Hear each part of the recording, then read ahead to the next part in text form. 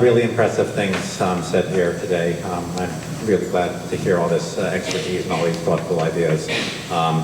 Don't know what else I can say to add on to something that, but I do actually want to say something. I think it's really great that we're coming here today and we're thinking about this issue. We're evaluating the issue for ourselves. And I think it's good. I think there's good that people are setting up organizations to represent what they believe, and that's all good. But I think what Liberty said was about looking into the issue is important, and I would even say a little bit more about that. Because, you know, we've been spending lots and lots of money in Rhode Island on economic development projects. A lot of it has gone down the drain. Hasbro recently was offered tax breaks to move their global headquarters from Pawtucket to Providence, which they would have done anyway, of course, even without the tax breaks.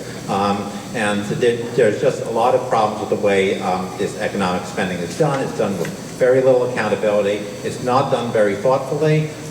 And we in this room have been approaching the issue, I think, much more thoughtfully than the officials who are in charge of making these decisions usually do. So I think that it's really good that we're taking that serious look on it.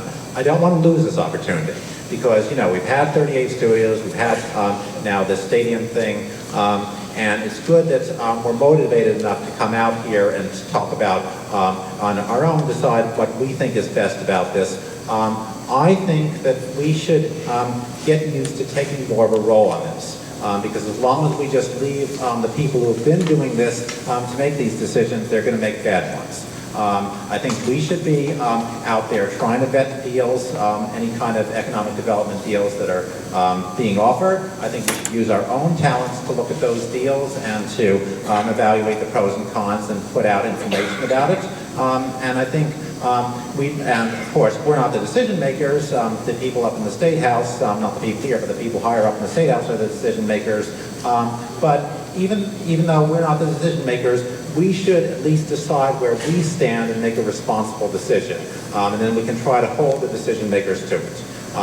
And I think when we start doing that, when we start having some public involvement, and some ongoing public institutions that talk about how we're going to evaluate any project that comes along and how we're going to look at it seriously and be responsible about getting word out about it, about the pros and cons of it. Once we start doing that on our own at a sustainable level, as an ongoing thing, then we're going to finally get a handle on the bad economic development spending here, and we'll finally start directing it in good ways, which are not the same as the projects people are used to.